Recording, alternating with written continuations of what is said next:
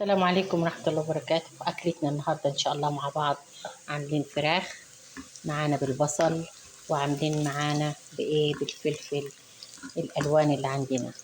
حطينا معلقتين 3 من السمنة على معلقتين من الزيت. بالطريقة دي بنحمرهم ونشوحهم، وبعد كده بنحط جزراية لو عندك بيدي طعم حلو جدا بالطريقة دي. ينزل بس الصوص بتاعهم ما بتكملش دقيقة برضو بالطريقة دي. وبعد كده بنجيب الفلفل بتاعنا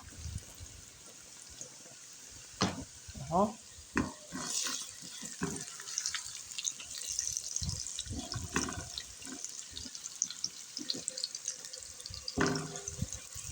بس طعمها جميلة جدا. ودي طبعا تفلفلي معاها شوية مكرونة او تاكليها بعيش عادي كده. بنحط عليها الفلفل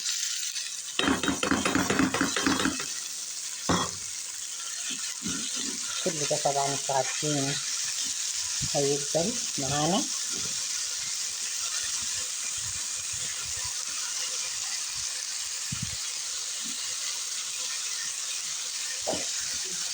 بالطريقة دي.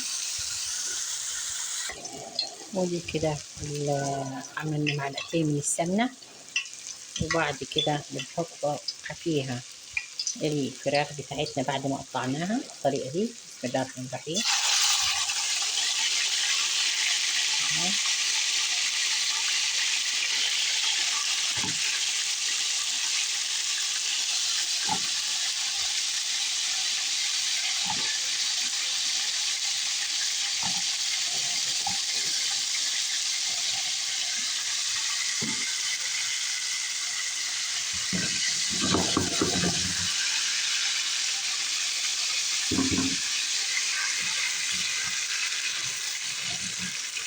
بالطريقة دي.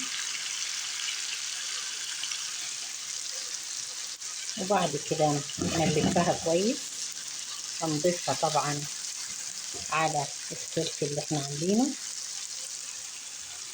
تمام. وجبة سريعة وسهلة.